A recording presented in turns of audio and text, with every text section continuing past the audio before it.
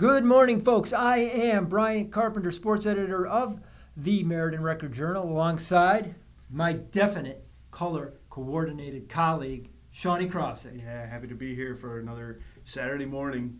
It's a fun highlight show here, and it's a great way to send a Saturday morning. Yeah, but the fact is, Sean and I are sitting here with Pete. It's about midnight. Again, it's the midnight special. We are definitely sitting here dead red. We promised we'd wear the same color shirts. We are dead red. We need some Red Bull, actually, to get us through this show. But actually, the highlights themselves are going to take us through because we had some good stuff tonight, Shawnee, would you not say? We did. Yeah, some great performances across the board. Exactly. Yeah. Football tonight, I'm just looking at the scores I put up on our Magic Dry Erase board there to jog our memory. We had 5 of 6 teams win tonight, 3 of which remain undefeated at 3-0.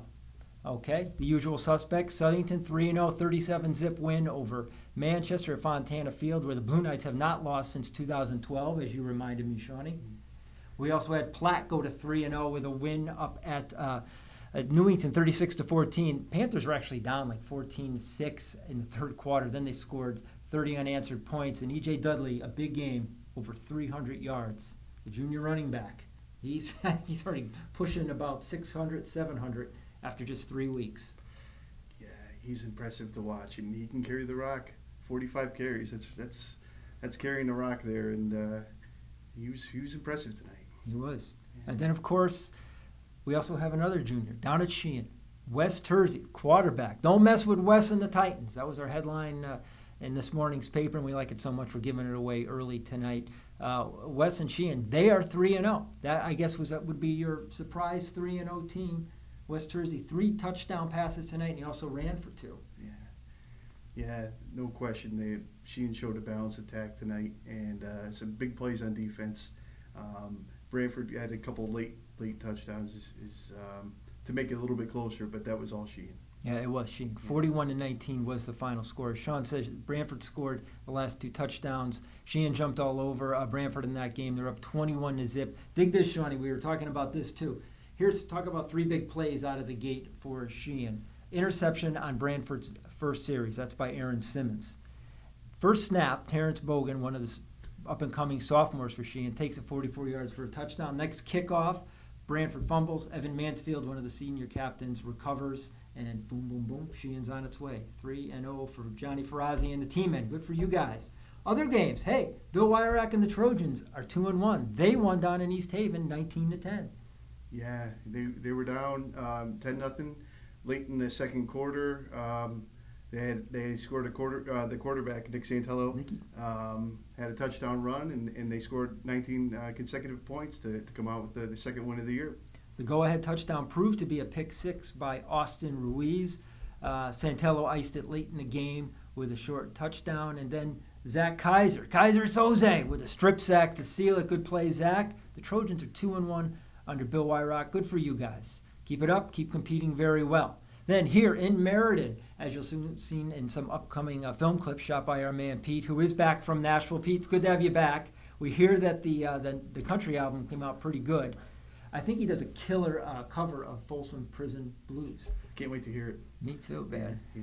I wish you would let me do a little guitar work on that album, but he wasn't interested. I think you were in line for some percussion work too, but Pete has his session musicians down in Nashville. We're not going to mess with that. We'll stay here in Meriden, and cover our guys.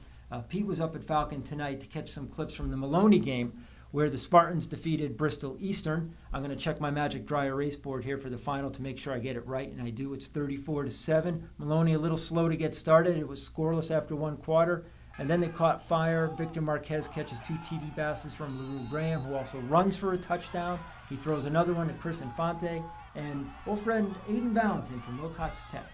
First touchdown for the Malone. Good for Aiden. It is, yeah. Moving across town from Wilcox and fitting right in with the Spartans, and good for him tonight. Yeah, we're glad that Aiden can play this year. Of course, Wilcox Tech going from varsity to JV just for this year. Aiden's a senior, which means he can't play sub-varsity. CIAC said it was okay for him to step right in over at Maloney and play, which is good. So, Aiden Valentin, first touchdown as a Spartan. That leaves just one other game, and this was the one team that to go down to defeat was kind of a surprise.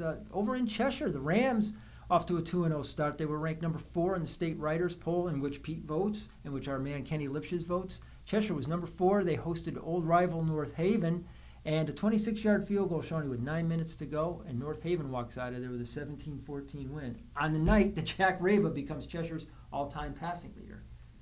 Yeah, that was a surprising result, at least for me. Jack Raba, he threw 3 interceptions tonight, but North Haven just made enough plays to come out on top. North Haven with that single wing. It's a tricky offense, a lot of misdirection, and not too many teams run it, so teams really have a hard time preparing for it. It's a hard thing to simulate in practice. North Haven threw all of 2 passes tonight, 2. One went for a touchdown, and one was another big gain on a 4th down late in the game to seal the victory. So there you have it, Tony Sagnella and his North Haven Indians. They're finding their way in SEC's Tier 1. They beat Cheshire 17-14. Went over to Southington at the half, and he caught some action over there. He gets one of Will Barmore's touchdown passes to Tim O'Shea. I'm sorry about that, Timmy. Timmy O'Shea caught 2 touchdown passes from Will Barmore. Will had 3 on the night, and also touchdown runs from Tanner LaRosa and Ian Agnew, who, as you mentioned to me, Shawnee, are stepping right in for what's become suddenly a depleted Southington backfield with injuries to Brandon Cole and Ryan Montalvo just playing on the defensive end. But you saw Agnew play, and also Tanner LaRosa. It looks like the Blue Knights are just so deep that even when guys go down, the next dude is up. Yeah, next man up. It's just it's impressive what they're doing in Southington. They don't miss a beat. It seems like there's always someone there to take the place, and Ian Agnew has done that in the first 3 weeks of the season. Beautiful. All right, that's the football action from tonight. You can also read more about that in today's Record Journal and also online at myrecordjournal.com/sports. We also had a lot of other action that Pistol Pete was able to capture with his camera that Shawnee's going to take you through. Some highlights from this week's action in soccer as well as in swimming. If you would, my friend Sean, and you sure look good in red, my Thank friend. you, yes. You have a glow to you, Sean. Happy to have this 150th anniversary shirt on. I do enjoy it. But, well, Pete started us off here, Maloney against Hartford Public. And this was definitely one of the big highlights of the season for Maloney. 7-0 win with goals from El Pergolati and Regan Maloney. As you can see, they had a pretty good time, scored a lot of goals that game. Also big for Maloney that game was Mackenzie Rinn, former Record Journal Soccer Player of the Year. So that was a good game there for Maloney. And also Pete was at Hand Lyman Hall. It was a tough game for the Trojans as they fell 7-0, but they did tie East Haven on Friday, so that was good for the Lyman Hall girls. Over on boys action, we have some video here of Lyman Hall in Cheshire. They played to a 1-1 tie, and you'll see Andrew Mastriani. He was leaping for the heavens there, made some great saves. And Nathan Pisani also was strong in net for Cheshire. Goals came in that game from Jack Gaynor for Lyman Hall in the first half, and C.J. Andes for Cheshire. That was the equalizer. And over at Wilcox Tech, they posted Platt Tech. We have some video here. Chris Acevedo and Kelvin Cortez and Elias Henry all scored. As Wilcox won 5-1. Yeah, you know, I really like those shades that Elias Henry is wearing. Johnny on the spot there with that goal. That ball deflected right to him and he tucked it home. Hey, Wilcox Tech boys soccer, 5-0. Joey Testa's got things going again this year over at Wilcox. They've got a very good program. Yeah, very strong start for them, no question about it. And then on Thursday night, we have Maloney and Plainville here. The Spartans played well, but they came on a little bit too late. They fell behind 2-0.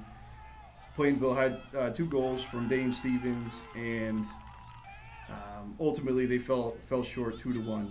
Addison Cardosa scored for Maloney with an assist from Ben Pierce, who's Athlete of the Week nominee. Yeah, and Jack Gaynor from the previous game too. Exactly. Yeah. I think we picked them right this first match, Johnny. Yeah. And also in the pool, we have some action here from Meriden Co-op. Jocelyn Rodriguez was a double winner.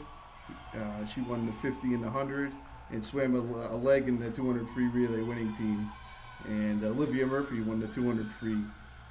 And she was also on the winning 200 free relay. So some good news for the Silver City swimmers. Okay, beautiful. Sean, thank you very much, my man. And as you mentioned, we're wearing these 150th anniversary shirts on Sunday. The paper, in conjunction with the Meriden YMCA, put on the downtown celebration, which was a lot of fun. I brought my son Danny there. They painted his face like Spider-Man. He was in heaven, man. Yeah, I hear the Billy Joel band was awesome. That, Shawnee, exactly. And that's right up your alley. Yes. I don't know if it's up Pete's alley, with that Nashville bent he has, but it sure is up Shawnee's alley. He is a big fan of the Piano Man. We're hoping you folks are a big fan of our high school highlight show that's going to come to you every Saturday morning. We're going to film it Saturday night. That's why we seem so bleary-eyed right now. It's been a long night, but we're glad that you're tuning in Saturday morning for the highlights. Also, folks, remember, go online. The Athletes of the Week contest voting is underway, and it continues through Sunday night. We've got some good nominees, Jack Gaynor from Lyman Hall and Ben Pierce from Maloney, who Sean mentioned. We also have Sophie Murphy, the Cheshire swimmer, who's putting her name high up on the Cheshire all-time log in her first meets as a varsity swimmer. Downtown Lizzie Brown from Sheehan, the cross-country runner, also off to a great start. Nolan Allen from Southington. And, of course, last but not least, E.J. Dudley, the guy who, went over 300 yards tonight. That's it for this week's show, folks. Hope you enjoyed it. Get out next week. Check out some events. We'll be there. Pete Pagago will be there. Johnny Krofssik will be there. I'll be stuck in the office just being the sports editor, the boring guy, but these guys can tell me all about it, and I'll try to speak in a high, chipper voice to make it really, really exciting, and we can relay the events to you folks. That's it tonight, folks. Again, remember, everything that we're doing this year feeds into the Best of the Bunch annual awards brunch. And Shawnee, who we got coming? Jim Calhoun's coming. He'll be at the AquaTurf, and I can't wait. Yeah, I can't either, because I'm going to get John Pettit to come in and introduce him and tell him a real good story about Jim Calhoun. So it's something to look forward to in 10 months. In the meantime, we'll be back next week. Thanks for tuning in. Take care. Have a good night.